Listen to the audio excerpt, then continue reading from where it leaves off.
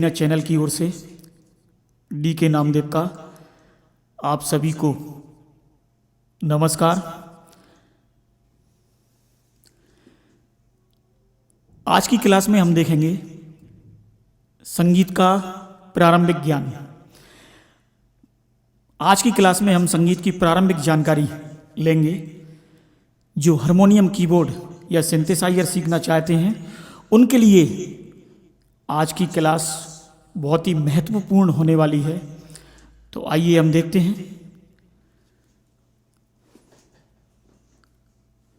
Keyboard, harmonium या synthesiser वादन के लिए सबसे पहला सीखने वाला शब्द है सप्तक। तो सप्तक किसे कहते हैं? जब 7 मूल स्वरों को एक क्रम में बोला जाए, गाया जाए या बजाया जाए तो इसे सप्तक कहते हैं। जैसे इसको इस की को अगर मैं सा मानता हूं तो सा रे गा मा पा धा नी सा, ये एक सप्तक हुआ नी तक। सा रे गा मा पा धा नी सा जब आया तो अगले सप्तक का वो सा हो गया, मतलब यहां से अगला सप्तक शुरू होगा। एक सप्तक की अगर बात करें तो एक सप्तक में 1 2 3 4 5 जो स्वर होते हैं या 5 जो की हैं या बटन हैं ये काले होते हैं, और 7 जो स्वर हैं या जो की हैं या बटन हैं ये सफ़ेद होते हैं।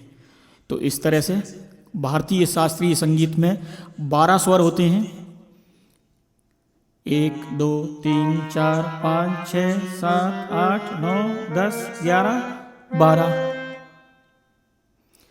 तो अगर सप्तक यहां से माने हम तो 5 काली और 7 सफेद बटन दिखाई दे रहे हैं, तो ये सब मिलकर सप्तक कहलाया। अगर यहां से हम बजाना शुरू करें तो ये सा कहलाएगा, फिर नी ये बनेगा और अगले सप्तक का सा ये कहलाएगा। तो ये सरगम बनेगी उसकी।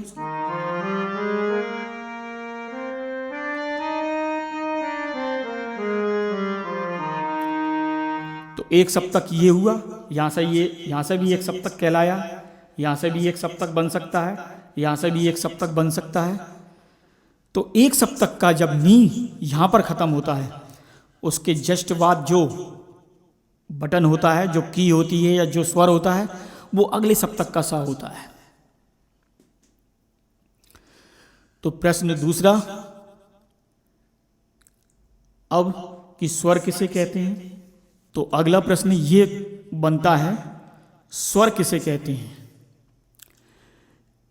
संगीत में उपयोग आने वाली ध्वनि जो मधुर लगे, जो नियमित हो, सुनने में प्रिय लगे, जिसे सुनकर मन प्रसन्न हो जाता हो, वो स्वर कहलाती है।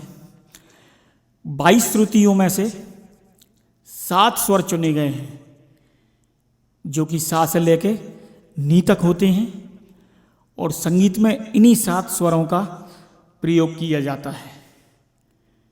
अब इन स्वरों के नाम क्या हैं?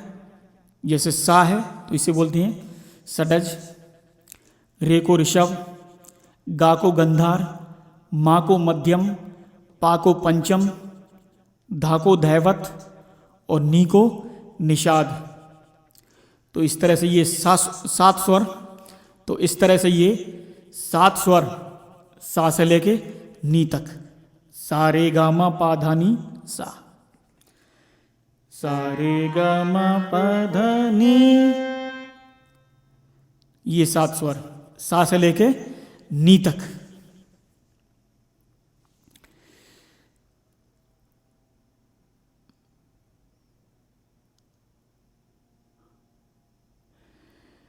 और जैसा कि अभी हमने देखा, एक सप्तक में 12 स्वर होते हैं, लेकिन 12 में से 7 स्वरों का उपयोग किया जाता है अधिकतर। तो 12 में से कोई भी 7 स्वर जो जिस थाट में हो, जिस राग में हो, उनका उपयोग होना है। बाकी 5 स्वरों का उपयोग नहीं होना। लेकिन कुछ जगह उन 5 स्वरों में से भी बहुत से स्वरों का उपयोग किया जाता है किसी भी कंपोजिशन, किसी भी गाने की खूबसूरती को बढ़ाने के लिए। तो अब देखें स्वर के प्रकार कितने होते हैं। तो स्वर 2 प्रकार के होते हैं। पहला है शुद्ध स्वर और दूसरे विकृत स्वर। तो शुद्ध स्वर किसे कहते हैं? शुद्ध स्वर ऐसे स्वर जो नियत स्थान पर रहते हैं, शुद्ध स्वर कहलाते हैं। शुद्ध स्वर में 2 ऐसे स्वर होते हैं जो अचल होते हैं, तो इन्हें अचल स्वर भी कहते हैं। तो सा और पा 2 ऐसे स्वर हैं जो अचल हैं, ना तो सा का कोई दूसरा विकल्प है और ना पा का कोई दूसरा विकल्प है। सा और पा स्थिर हैं। कीबोर्ड में अगर देखें तो यदि इसको सा मानते हैं तो ये पा है, तो सा भी और पा दोनों अचल स्वर हैं। ये सा, ये पा, ये सा, ये पा।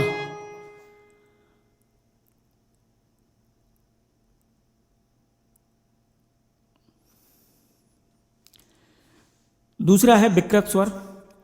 ऐसे स्वर जो अपनी जगह से हटते रहते हैं, हट जाते हैं, या तो वो नीचे आ जाएं अपनी जगह से या थोड़े से ऊपर हो जाएं। तो ऐसे स्वर 4 हैं जो अपनी जगह से नीचे आ सकते हैं। अभी हमने देखा ये सरगम बजाई, हमने सारे के सारे शुद्ध स्वर बजाए, सारे ग म प ध नि, और फिर अगले सप्तक का सा।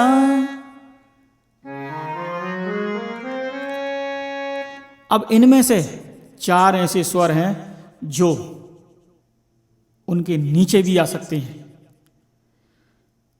तो कौन कौन सी 4 हो सकते हैं? एक तो है रे, गा, धा, नी।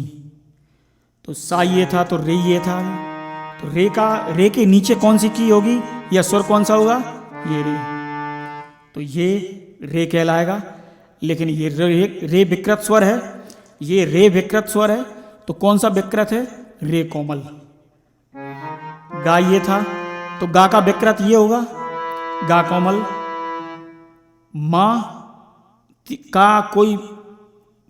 मां का नीचे वाला कोई स्वर नहीं होता, मां के ऊपर वाला एक स्वर होता है, तो उसे बोलते हैं तीव्र मां। ये तीव्र मां। पा तो अचल है, ना तो पा के नीचे कोई पा है और ना पा के ऊपर कोई पा है, लेकिन धा के नीचे जरूर कोई धा है, तो इसे बोलते हैं हम कोमल धा। और नी के नीचे जो स्वर है उसे कोमल नी। तो इस तरह से 4 कोमल स्वर हुए, रे, गा, धा, नी।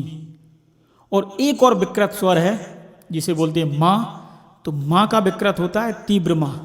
तो मां से जस्ट ऊपर एक की जो है, तो इसे बोलेंगे हम क्या? मां तीव्र। से लेके नी तक एक सप्तक, और नी के बाद जो अगला स्वर है वो सा कहलाएगा, लेकिन अगले सप्तक के लिए। तो अगला सप्तक वहीं से शुरू होगा।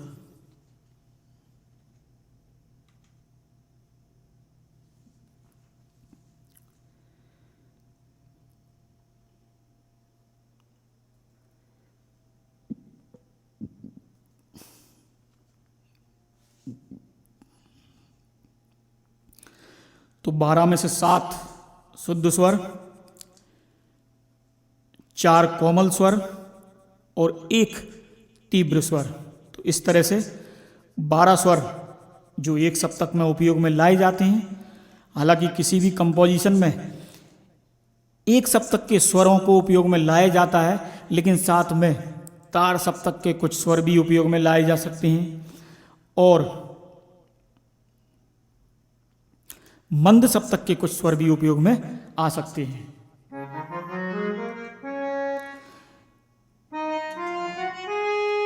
ये तार सप्तक के स्वर भी उपयोग में लाए जा सकते हैं और मंद सप्तक के स्वर भी उपयोग में आते हैं।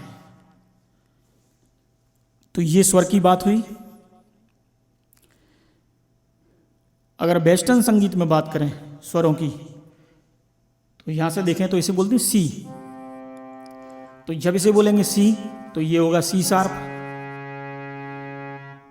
ये डी होगा तो ये डी शार्प, ई ये होगा ई, और इसे बोलेंगे एफ, तो ये एफ शार्प, जी, जी शार्प, ये ए तो ए शार्प, और ये बी, और बी के बाद फिर सी, तो C D E F G A B C, C D E F G A B C. तो सी के एक स्वर जब ऊपर जाएंगे हम, उसके पास वाली काली तो जो वो कहलाएगी सी शार्प। ये डी है तो ये डी शार्प, ई एफ, और एफ के एक ऊपर जाएंगे तो एफ शार्प, जी के एक ऊपर जाएंगे तो जी शार्प, और ए के पास वाली ए शार्प, और ये बी, और फिर ये सी।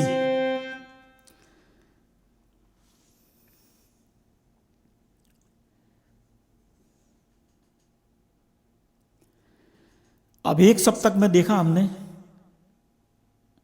12 स्वर होते हैं, 12 में से 7 का उपयोग किया जाता है। अब किन 7 का उपयोग किया जाता है उसके आधार पर बनते हैं थाट। 12 में से जिन 7 स्वरों का उपयोग किया जाएगा, कोई भी 7 हो सकते हैं, वो शुद्ध भी हो सकते हैं, कुछ कोमल भी हो सकते हैं, और मां तीव्र भी हो सकता है। तो किन किन स्वरों का उपयोग होना है, इस आधार पर बनते हैं थाट। तो थाट होती हैं 10 प्रकार के। तो आइए हम देखते हैं 10 प्रकार के थाट। और 10 प्रकार के थाट भी ऐसे हैं जिनमें एक थाट ऐसा है जिसमें सारे शुद्ध स्वर उपयोग में लाए जाते हैं। एक थाट ऐसा है जिसमें सारे के सारे शुद्ध स्वर उपयोग में लाए जाते हैं।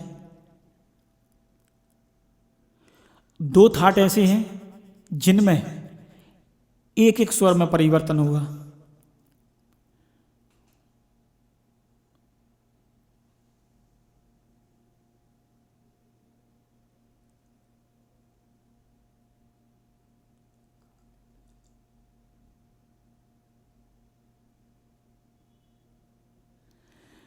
तीन थाट ऐसे होते हैं जिनमें 2 स्वरों में बदलाव होता है,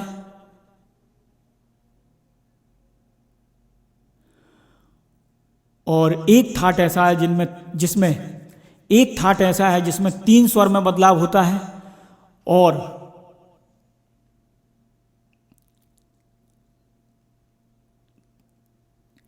तीन थाट ऐसे होते हैं जिनमें 4 स्वर में बदलाव होता है। एक बार फिर मैं दोहराऊंगा। एक थाट ऐसा है जिसमें सारे के सारे शुद्ध स्वर बजाए जाते हैं या उपयोग किए जाते हैं। 2 थाट ऐसे हैं जिनमें केवल एक एक स्वर का बदलाव होता है। 3 थाट ऐसे हैं जिनमें 2 स्वरों का बदलाव होता है, और एक थाट ऐसा होता है जिसमें केवल 3 स्वरों का बदलाव होता है, और 3 थाट ऐसे होते हैं जिनमें 4 स्वरों का बदलाव होता है। तो सबसे पहला थाट हम देखते हैं बिलावल थाट।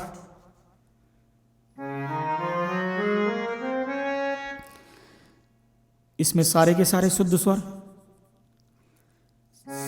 सा के बाद एक स्वर को छोड़कर रे, एक स्वर, सा के बाद एक स्वर को छोड़कर रे, एक स्वर को छोड़कर गा, और उसके ठीक बाद माँ, एक छोड़कर पा, एक छोड़कर धा, एक छोड़कर नी, और उसके ठीक बाद सा, अगले सप्तक का सा। तो सारे गा मा पा धा नी सा, ये सारे के सारे स्वर हैं, शुद्ध स्वर हैं, और बिलावल थाट कहलाता है ये। तो बिलावल थाट में सारे के सारे शुद्ध स्वर होते हैं। सारे ग म प ध नि सा, सा नि ध प म ग रे सा। अगर इस थाट को ध्यान में रखा जाए तो आने वाले 9 थाट भी आपको याद हो सकते हैं। बस ये मान लें कि ये आधार है, ये बेस है बिलावल थाट, तो इसमें अब कुछ ना कुछ थोड़ा सा चेंज करते जाएंगे तो सारे के सारे थाट बनते जाएंगे। दूसरे थाट की बात करें बिलावल के थोड़े से आगे, तो कल्याण थाट, जिसमें अभी मैंने बताया कि कुछ थाट ऐसी होती है जिनमें केवल एक स्वर को परिवर्तन करना है, तो कल्याण में भी एक स्वर परिवर्तन करेंगे बस। सारे के सारे बिलावल थाट के स्वर केवल माँ को परिवर्तन करना है। माँ अभी हमने देखा था मध्यम, और मध्यम का एक विकल्प होता है मध्यम तीव्र, तो माँ तीव्र उसकी जगह पर बजाना है, उपयोग करना है, तो ये थाट कहलाएगा आपका कल्याण थाट। सारे गा माँ, ये माँ का उपयोग किया था बिलावल में, इस माँ का उपयोग किया था बिलावल में, लेकिन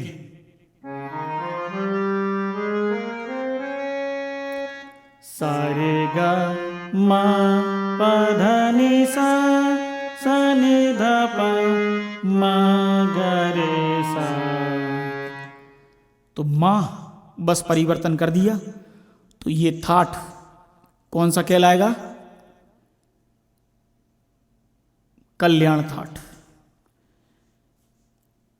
एक और थाट ऐसा है जिसमें एक स्वर का परिवर्तन करना है बस, जैसा अभी कल्याण में माँ का किया था और उसमें नी का करना है। तो नी तो तीव्र होता नहीं है, नी का होता है कोमल, जो शुद्ध नी है उससे एक नीचे, बस एक नीचे वाले बटन को प्रेस करना है, तो वो नी कोमल कहलाएगा। देखते हैं, सारे ग म प ध नी, ये नी बिलावल में बजाया था हमने, बस बिलावल को ध्यान रखना है, और नी कौन सा बजाना है इसके एक पहले, तो ये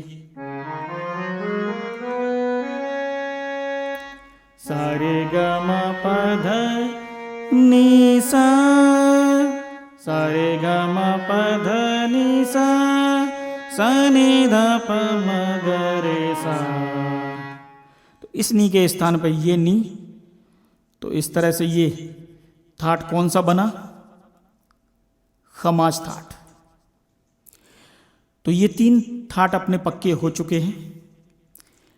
पहला था बिलावल, दूसरा कल्याण, और तीसरा खमाज। बिलावल में सारे के सारे शुद्ध स्वर, कल्याण में माँ को तीव्र किया, और खमाज में नी को कोमल, बस। अगला थाट हमारा है काफी थाट। काफी थाट में दो स्वर विकृत होंगे। पहले एक बार आप शुद्ध स्वर सारे के सारे बजा लीजिए बिलावल थाट के। सा नि ध प म ग रे सा,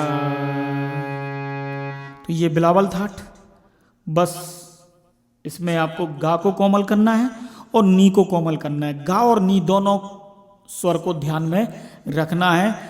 गा और नी बस विकृत होंगे, एक एक स्वर नीचे, तो ये गा का कोमल ये है, नी का कोमल ये है, तो इस तरह से सारे ग म प ध नि सा, सा नि ध प म ग रे सा। तो ये जो थाट कहलाएगा वो काफी थाट है। काफी थाट में गा और नी दोनों कोमल होते हैं, कोमल बजाए जाते हैं। अगला है भैरव थाट। भैरव थाट भी एक ऐसा थाट है जिसमें दो स्वर विकृत होंगे, बस। अभी गा और नी थे, अब हो जाएंगे रे और धा। तो देखते हैं, पहले बिलावल और फिर उसमें दो जो विकृत स्वर हैं रे और धा, उनको देखते हैं। सारे ग म प ध नि सा, सा नि ध प म ग रे सा, लेकिन इस रे की जगह सा रे ग म प नि सा सा नि ध प म ग रे सा।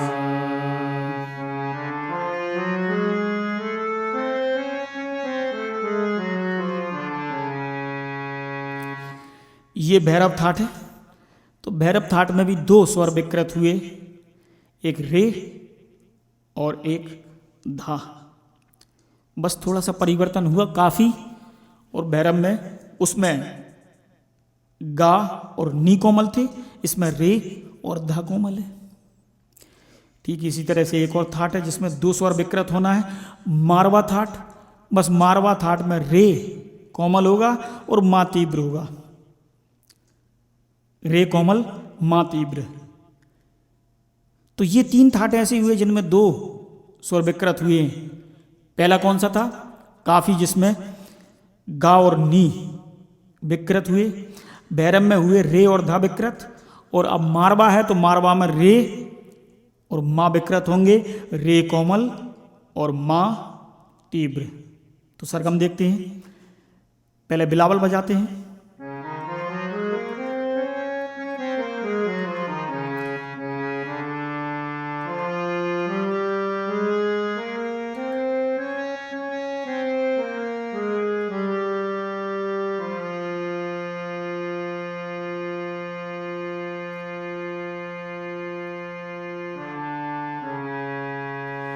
ये होगा मारवा। सा रे गा मा पा धा नि सा सा नि धा पा मा गा रे सा।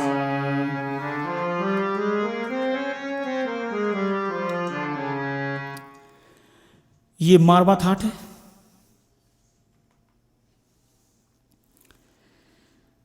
अब हम ऐसे थाट देखेंगे, अब हम ऐसा थाट देखेंगे जिसमें तीन स्वर विकृत होंगे। और बहुत ज़्यादा उपयोग में आने वाला ये थाट है असावरी, बहुत उपयोगी भी है। तो इसमें तीन स्वर विकृत होंगे, गा धा नी। जब गा धा नी ये तीनों विकृत हो जाते हैं स्वर शुद्ध से, तो वो असावरी थाट कहलाता है। देखें सरगम, ये मैंने शुद्ध स्वर बजाए हैं, अभी शुद्ध स्वर प्ले किए हैं। लेकिन गा की जगह कोमल गा आएगा, धा की जगह कोमल धा आएगा और नी की जगह कोमल नी आएगा।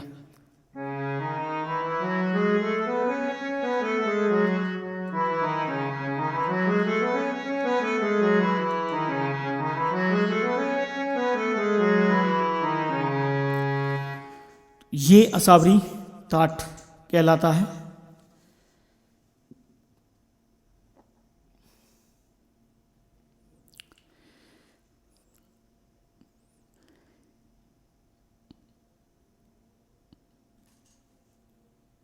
अब तीन थाट ऐसे हैं जिनमें चार स्वर विकृत होना है। ऐसे थाट जिनमें चार स्वर विकृत होते हैं वो कौन कौन से हैं? एक है भैरवी, एक पूर्वी और एक है तोड़ी। तो आइए देखते हैं इन थाट को। तो सबसे पहले देखते हैं भैरवी।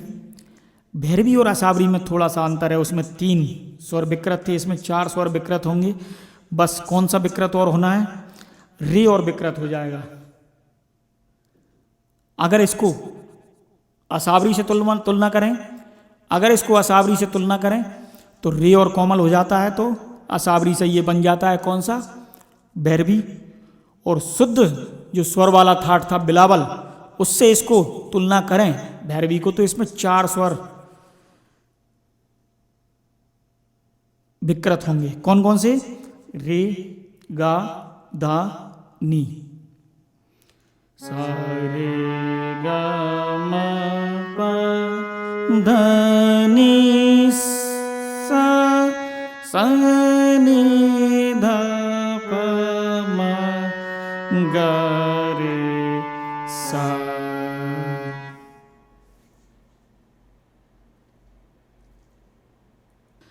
आइए अब हम देखते हैं पूर्वी थाट। पूर्वी थाट में अलंकार के बारे में। जैसा आसावरी में हुआ 3 स्वर कोमल थे, पूर्वी में भी 3 कोमल होंगे, रे कोमल, मा तीव्र और धा कोमल। तो 2 थाट ऐसे हुए जिनमें 3 स्वर विकृत हुए, समूह को अलंकार कहते हैं, है ना। तो जब आसावरी और पूर्वी। एक तो रे कोमल, सजाया जाए, मा तीव्र और धा कोमल। सा रे ग म प ध नि सा सा नि ध प म ग रे सा उपयोग किया जा सकता है। तो वो किस किस सा तरह से रे ग म प ध नि सा सा नि ध प म ग रे सा। दूसरे को तीसरे के साथ, पहले को सा चौथे के रे साथ, ग म प ध नि सा सा नि ध प म ग रे सा। बहुत सारे स्वर जो हैं 7 स्वर ये बजाए पूर्वी जाते थाट। हैं। तो ये सभी जो 7 बस स्वर एक और बचता है, या कौन सा? 7 स्वर तोड़ी। के अतिरिक्त स्वर भी जो तोड़ी लगाए थाट जाते हैं, उन स्वरों को एक क्रम ऐसा है जब सजाया जाता है, बजाया जिसमें जाता है, तो उन्हें अलंकार कहते हैं। रे कोमल, गा कोमल, मा तीव्र और धा यहाँ पर कहने कोमल। का मतलब है संगीत को सजाना है, नी में कोई परिवर्तन नहीं होगा। स्वरों को रे कोमल, व्यवस्थित करना है, गा कोमल, किन किन क्रम में स्वरों मा को तीव्र व्यवस्थित और कर धा सकते कोमल। हैं, उसे तो अलंकार देखते के हैं रूप में देखते हैं। सा रे ग म प ध नि सा सा नि ध प म ग रे सा। सा रे ग म प ध नि सा। ये तोड़ी थाट। तो इस तरह से एक बार फिर मैं दोहराऊंगा। एक थाट ऐसा है जिसमें सारे शुद्ध स्वर, 2 थाट ऐसे हैं जिनमें एक एक स्वर विकृत होंगे,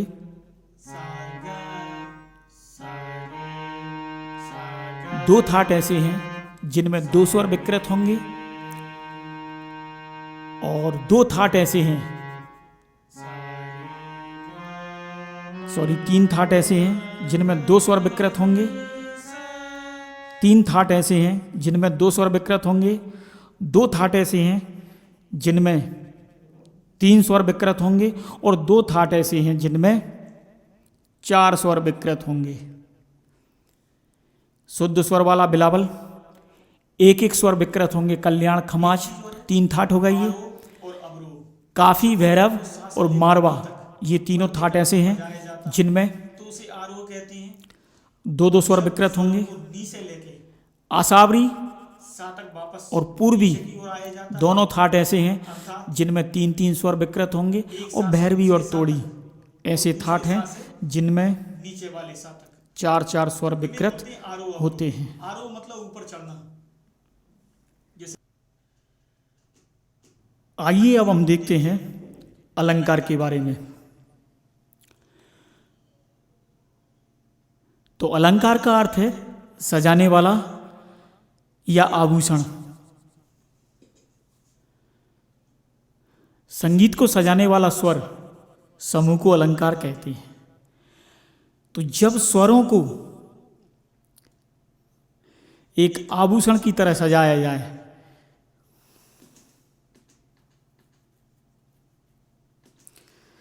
अर्थात ऐसा कह सकते हैं, जब संगीत को या किसी कंपोजिशन को अच्छा बनाने के लिए, सजाने के लिए स्वरों का बहुत तरह से, अनेक तरह से उपयोग किया जा सकता है।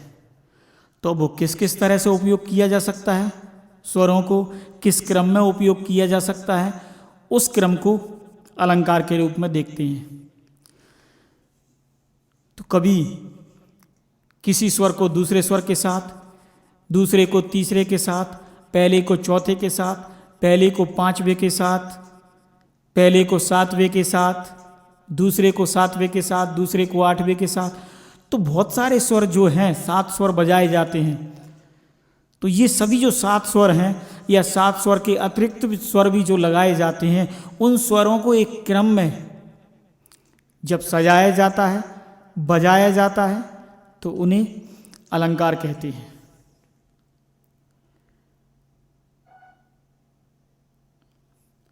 तो यहां पर कहने का मतलब है संगीत को सजाना है, स्वरों को सजाना है, स्वरों को व्यवस्थित करना है। अब किन किन क्रम में स्वरों को व्यवस्थित कर सकते हैं, उसे अलंकार के रूप में देखते हैं।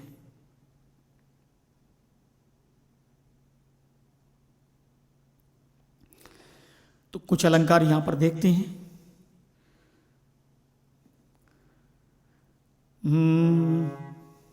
सा सारे सारे गा सारे गा मा सारे गा मा पा।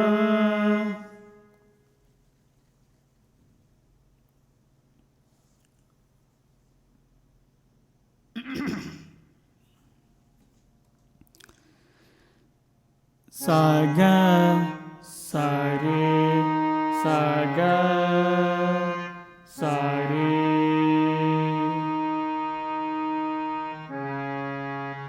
सा रे गा मा पा धा नि सा।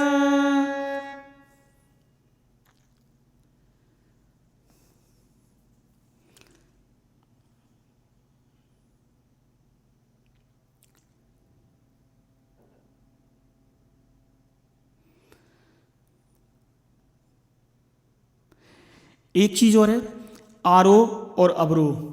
जब स्वरों को सा से लेकर नी तक बढ़ते क्रम में बजाया जाता है तो उसे आरोह कहते हैं, और जब स्वरों को नी से लेके सा तक वापस पीछे की ओर आया जाता है, अर्थात एक सा से दूसरे सा तक और दूसरे सा से नीचे वाले सा तक, तो इन्हें बोलते हैं आरोह अवरोह। आरोह मतलब ऊपर चढ़ना, जैसे इस तरह से ये सा से इस सा तक, सा रे गा मा पा धा नी सा।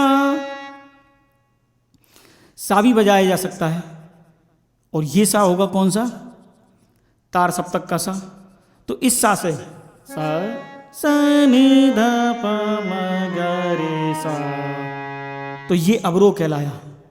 आरोह मतलब नीचे से ऊपर की ओर जाना, और अवरोह मतलब ऊपर से नीचे की ओर आना। अब हम देखते हैं अलंकार।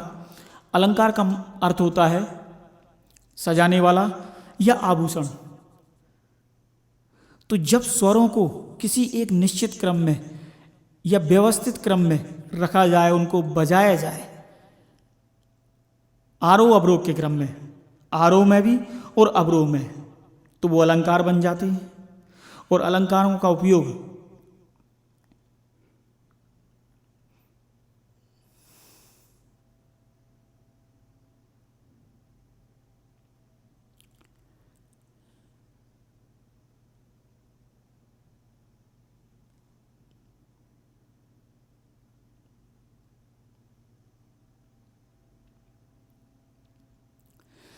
और जब तक अलंकारों की प्रैक्टिस, अलंकारों का अभ्यास नहीं किया जाए, तब तक आप कीबोर्ड हारमोनियम पर कोई भी गाना, कोई भी संगीत, कोई भी इंस्ट्रूमेंटल आप नहीं बजा सकते। क्योंकि जब अलंकारों का अभ्यास करेंगे तभी आपकी उंगलियां बिल्कुल अच्छे से चलना शुरू होंगी और बिल्कुल फ्रीली चलेंगी। तो अलंकार का अभ्यास बहुत जरूरी है। और अलंकार बहुत तरह से बजाए जा सकते हैं, कई तरह से बजाए जा सकते हैं। जो आपके दिमाग में हो वो बजा सकते हैं अलंकार, लेकिन बस कॉम्बिनेशन और जो एक रिदम है, जो एक क्रम है, वो बना रहना चाहिए। पहली की के साथ कौन सी की उपयोग कर रहे हैं, दूसरी के साथ कौन सी कर रहे हैं, तीसरे के साथ कौन सी कर रहे हैं, और किन किन की का किस क्रम में उपयोग किया जा रहा है।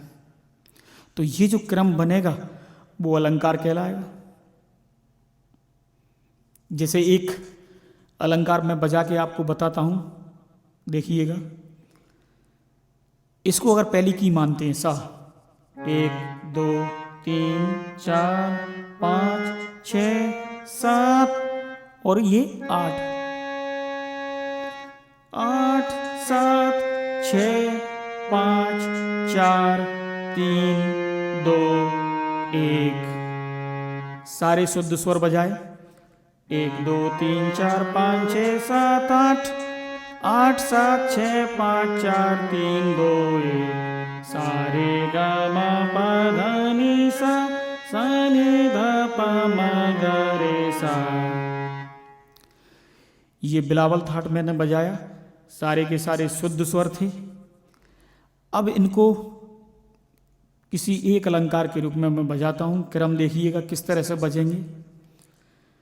सा गा रे मा गा पा मा धा पा नी धा सा, सा धा नी पा धा मा पा गा मा रे गा सा। अब ये क्रम क्या बना अलंकार का, 1 3 2 4 3 5 4 6 5 7 6 8 8 6 7 5 6 4 5 3 4 2 3 1। तो ये सारे स्वरों को मैंने अल्टरनेट बजाया, एक के साथ तीसरा, दूसरे के साथ चौथा, तीसरे के साथ पांचवा, चौथे के साथ छठवा, पांचवे के साथ सातवां और छठवे के साथ आठवां। और इसी क्रम में जब अवरोह में बजाया तो उल्टा, 8 6 7 5 6 4 5 3 4 2 3 1। तो ये एक अलंकार बन गया। और ये अलंकार कहीं ना कहीं अपन उपयोग में लाया जा सकता है। ये अलंकार कहीं ना कहीं किसी भी संगीत में कहीं ना कहीं उपयोग में लाया जा सकता है और काम में आने वाली चीज है ये। अभी देखते हैं, सारे गा,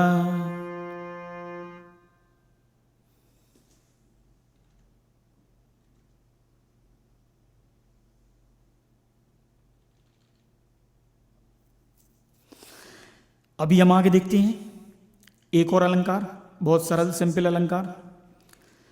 3-3 स्वरों का सेट होगा इसमें, 3-3 बटन का सेट होगा, 3-3 कीज का सेट होगा। ये 3 ले लेते हैं, 1 2 3। सा रे गा मा पा धा नी सा। इसी क्रम में अवरोह बजाते हैं, सा नी धा पा मा पा धा, सा नी धा पा मा पा मा गा रे सा। तो ये एक और अलंकार। अब अगले अलंकार में मैं क्या करता हूं आप देखिएगा। इस अलंकार में तो समझिए 3 की का सेट है, 1 2 3 2 3 4 3 4 5 4 5 6 5 6 7 6 7 8। और इसी क्रम में उल्टा है, 8 7 6 7 6 5 6 5 4 5 4 3 4 3 2 3 2 1। इस क्रम में मैंने स्वर बजाए। तो 8 स्वर मान रहे हैं आप सा से सा तक। वैसे सा तक नी, सा से नी तक तो 7 स्वर होंगे, लेकिन 8वां स्वर कौन सा, तार सप्तक का सा को भी यहाँ पे शामिल कर रहे हैं। अलंकार बजाने के लिए तार सप्तक के सा के ऊपर के स्वर भी उपयोग में लाए जा सकते हैं और नीचे के स्वर भी उपयोग में लाए जा सकते हैं। जरूरी नहीं एक सप्तक में ही आप अलंकार को बजाएं। अलंकार को बजाने के लिए आगे भी आप जा सकते हैं सा के ऊपर, और नीचे वाले सा के नीचे भी आप आ सकती हैं। देखते हैं आगे वाले अलंकार में।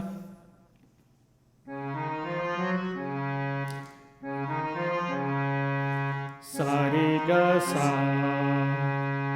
रे गा मा रे। अब इस अलंकार में देखते हैं 1 2 3 4, 4 की एक बार में बजाएंगे। 1 2 3 1 गा सा रे गा मा सा रे गा सा रे गा मा रे गा मा पा धा मा पा धा मा पा धा नि पा धा धा नि सा धा धा नि सा धा। सरल है। और अवरोह में जब बजाएंगे तो सा नि धा सा नि धा पा नि धा पा मा धा पा मा गा पा मा गा रे गा मा गा रे मा गा रे सा गा रे सा गा। तो ये बहुत सरल। तो इस तरह से आप अपनी तरफ से भी अलंकार का आविष्कार कर सकते हैं, जो भी मन में आए बजाएं, लेकिन एक मीट्रोनोम में होना चाहिए, एक बीट में होना चाहिए, एक टाइमिंग में होना चाहिए और एक ताल में होना चाहिए। तो वो एक अलंकार कहलाएगा। और अलंकार तो बहुत हैं, जितने भी आप अलंकार बजा सकते हो उतने बजाएं।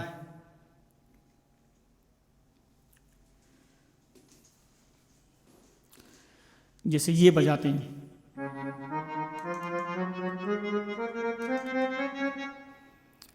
ये भी एक अलंकार बना। एक की को 2 बार प्रेस करना है।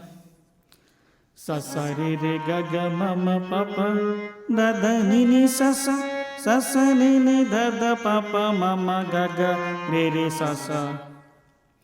ये भी एक अलंकार कहलाएगा। सा सा रे ग ग म ग म प म प ध प ध नि ध ध नि सा। इसी क्रम में वापस सा से नीचे वाले सा तक। अब ये क्या कहलाए? सा सा नि धा सा सा नि धा नि नि धा पा धा धा पा मा पा पा मा गा मा मा गा रे गा गा रे सा। तो ये एक और अलंकार। तो इस तरह से आप अलंकार बजा सकते हैं और बजाना ही पड़ेगा।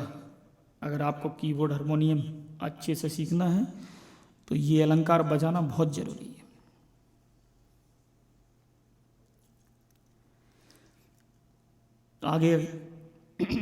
आगे इसी क्लास में हम कॉर्ड के बारे में भी चर्चा कर लेते हैं थोड़ी सी। जब कीबोर्ड या हारमोनियम के ऊपर 3 स्वर को, 3 बटन को, 3 कीज को एक साथ प्रेस किया जाता है तो उसे कॉर्ड बोलते हैं। अब उनका भी एक क्रम होता है कि किसी भी 3 की को एक साथ प्रेस करें तो वो कॉर्ड नहीं कहलाएगी। जैसे अभी ये देखा, ये 3 की 1 2 3 एक साथ प्रेस कर दी तो ये कॉर्ड नहीं है। ये बहुत बेसुरा लग रहा है और बहुत खराब लग रहा है। उसमें भी स्वर का कॉम्बिनेशन होना चाहिए, तालमेल होना चाहिए। तो उस तालमेल के आधार पर, स्वरों के तालमेल के आधार पर कि 3 स्वर कौन से एक साथ बजाए जाएं, कौन से एक साथ प्रेस किए जाएं, उस आधार पर उन्हें बोलते हैं कॉर्ड। तो कॉर्ड 2 प्रकार की होती हैं। कौन कौन सी 2 हो सकती हैं? एक मेजर और एक माइनर। मेजर कॉर्ड और माइनर कॉर्ड 2 कॉर्ड होंगी। मेजर कौन सी होगी और माइनर कौन सी होगी? बहुत सरल है, बहुत सिंपल बात है। जब आप कॉर्ड प्रेस करें तो आप देखें, अगर इसको आधार स्वर बनाना है इसकी कॉर्ड बनाना है, ये सी शार्प है, अभी थोड़ी देर पहले मैंने बताया था सी शार्प, ये सी तो ये सी शार्प। तो इसकी अगर मेजर कॉर्ड बनाना है तो 1 2 3 4 5 6 7 8, तो ये पहला स्वर है तो ये 8, दो तो ये हो गई, पहली और आठवीं तो आपको बजाना ही है, चाहे वो मेजर कॉर्ड हो या माइनर कॉर्ड हो, तो ये दो की तो आएंगी, पहली और आठवीं, चाहे कहीं से भी शुरू करें, ये भी करें, पहली आठवीं, पहली आठवीं, पहली आठवीं, पहली आठवीं, तो किसी भी कॉर्ड में आएगी पहली और आठवीं की। अब एक बीच वाली और की आना है, बीच वाला स्वर और आना है, वो कौन सा आना है, बस वो मालूम होना जरूरी है। एक तो पहला आता है, एक आठवां स्वर आता है। अब बीच में कौन सा आता है, अगर मेजर कॉर्ड है तो उसमें पांचवा आएगा, मेजर कॉर्ड है तो उसमें कौन सा आएगा, पांचवा। अगर सी शार्प मेजर देखना है तो ये है सी, आठवां ये, तो पांचवा ये, 1 2 3 4 5 6 7 8, तो ये एक कॉर्ड बनी, और ये कॉर्ड कौन सी बनी, सी शार्प मेजर कॉर्ड। तो सी मेजर कौन सी होगी, ये होगी, 1 2 3 4 5, ये पांचवी है के अकॉर्डिंग, और ये आठवीं। C major, C sharp major, तो डी मेजर कौन सी होगी, ये डी है, 1 2 3 4 5 6 7 8, तो ये होगी, ये डी मेजर होगी, डी मेजर कॉर्ड। तो डी शार्प मेजर, एक एक स्वर और बढ़ गए, तो इस तरह से मेजर कॉर्ड बनती जाएंगी। जिसकी भी मेजर कॉर्ड बनाना है तो ये फॉर्मूला याद रखना है, पहली और आठवीं की को तो प्रेस करना है, लेकिन बीच में पांचवीं की को या पांचवें स्वर को भी आपको एक साथ प्रेस करना है। तो 1 5 8, ये कॉम्बिनेशन जब होगा तो मेजर कॉर्ड कहलाएगी। अब माइनर कॉर्ड के बारे में देख लेते हैं।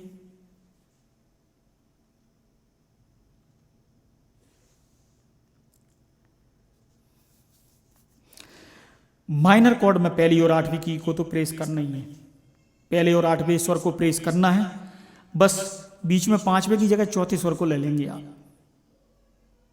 ठीक है ना। तो ये सी शार्प मेजर थी, तो ये C sharp minor, C sharp minor 1 4 8। तो किसी भी की भी माइनर कॉर्ड बजाना है तो बीच में जो की आएगी वो चौथी आएगी। अगर ये हमने सी शार्प माइनर है तो ये सी माइनर होगी, ये सी माइनर होगी, तो डी माइनर कौन सी होगी, या डी माइनर है, 1 2 3 4, तो ये डी माइनर, ई माइनर, ये ई माइनर है, तो ई मेजर कौन सी होगी, ये होगी ई मेजर। तो मेजर माइनर दोनों कॉर्ड, तो जिसकी भी कॉर्ड बनाना है उसको सा मानेंगे। जैसे इसकी कॉर्ड बनाना है तो ये सा है, तो अगर गा शुद्ध गा लगता है, इसमें शुद्ध गा ये है, तो मेजर, और गा को अगर कोमल कर दें तो माइनर। इसकी कॉर्ड बनाना है तो ये सा अगर है तो इसका रे कौन सा होगा, ये होगा, तो गा ये होगा, और ये इसका होगा पा, तो सा गा पा, सा गा पा। डी का अगर देखें, डी मेजर का देखें तो सा गा पा, ये सा गा पा, तो ये गा कौन सा है, शुद्ध गा है, और ये पा, और पा के बारे में हम पढ़ चुके हैं, अभी देख चुके हैं कि पा का कोई दूसरा स्वर नहीं होता, ना तीव्र ना कोमल, और सा का भी कोई नहीं होता। हाँ, गा का है तो गा का कोमल हो सकता है, अगर गा कोमल उपयोग करेंगे तो वो कॉर्ड कहलाएगी कौन सी, माइनर, और गा यूज करेंगे कौन सा, शुद्ध गा, तो वो कॉर्ड कहलाएगी आपकी मेजर।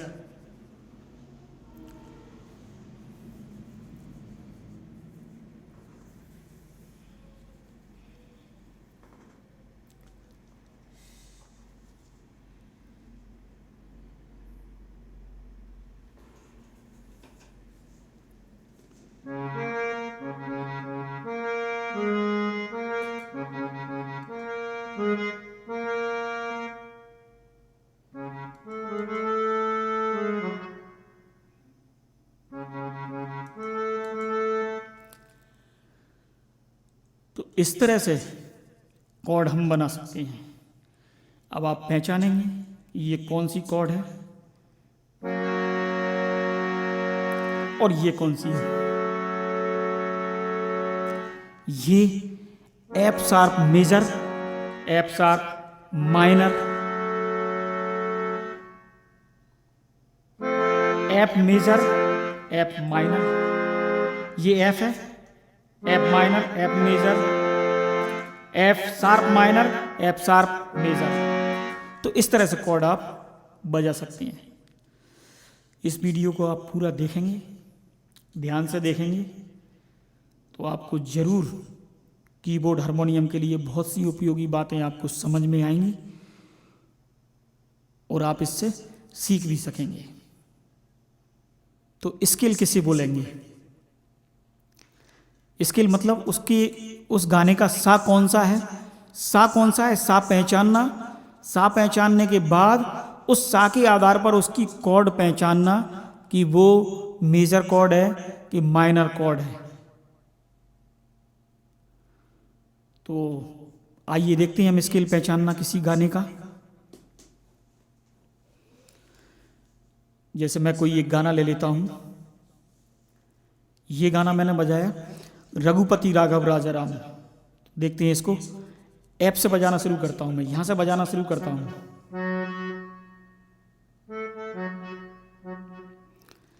तो इसको देखते हैं, प्ले करके देखते हैं रघुपति राघव राजा राम कैसे प्ले करेंगे अपन।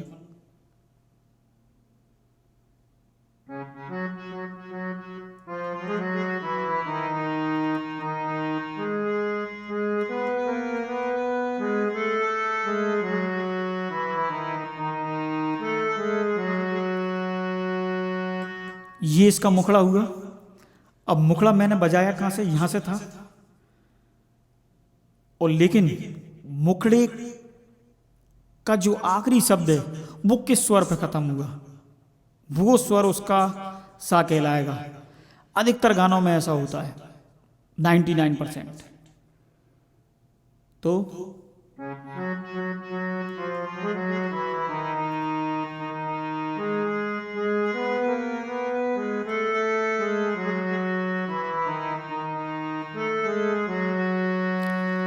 ये इसका सा है, एफ शार्प।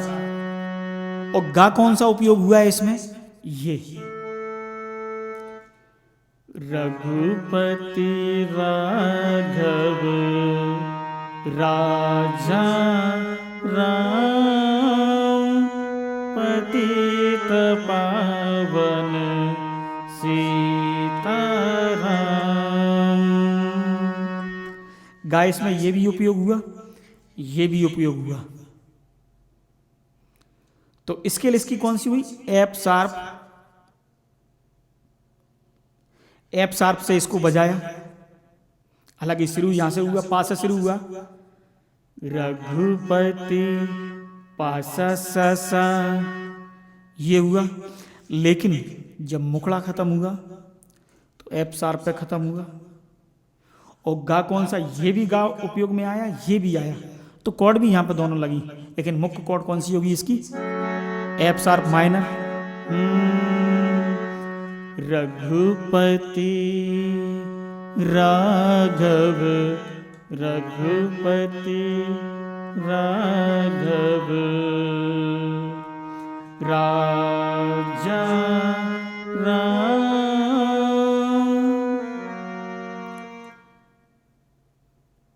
रघुपति राघव राजा राम पतित पावन सीताराम।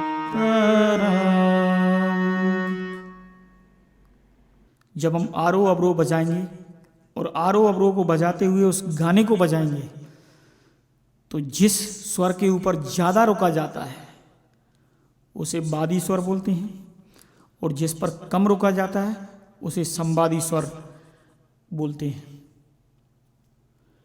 तो थाट के आधार पर जब राग बनते हैं तो बादी और संवादी स्वर का बहुत ज़्यादा महत्वपूर्ण योगदान होता है कि कौन सा उस राग में बादी स्वर होगा और कौन सा उस राग में संवादी स्वर होगा, और थाट के आधार पर राग में कौन कौन से स्वर उपयोग होना है और कौन से नहीं होना है, ये भी निर्धारित होता है।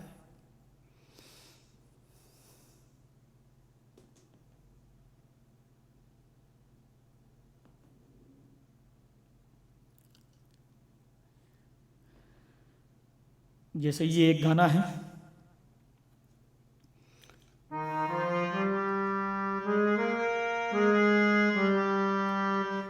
एक प्यार का नगमा है,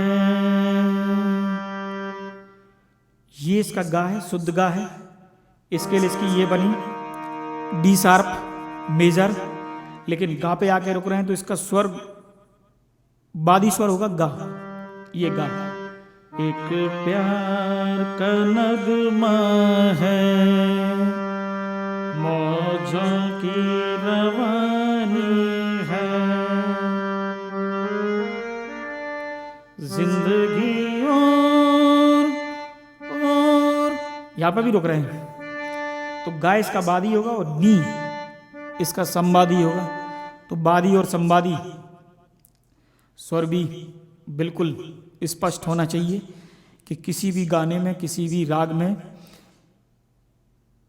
गाना किसी भी राग का हो, उसके बादी और संवादी स्वर निश्चित होते हैं, जिन पर ज़्यादा रुका जाता है। सबसे ज़्यादा जिस पर रुका जाता है वो बादी स्वर होता है, और जिस पर उससे कम रुका जाता है वो संवादी स्वर होता है।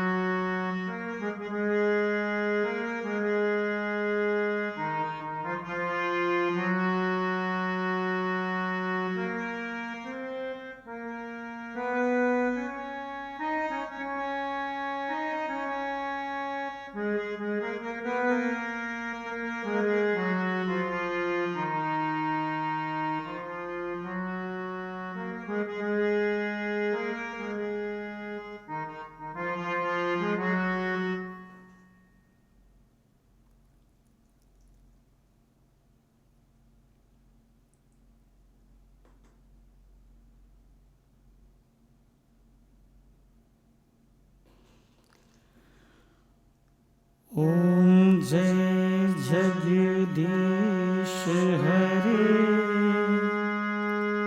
स्वामी जय जगदीश हरे, भक्त जनों के संकट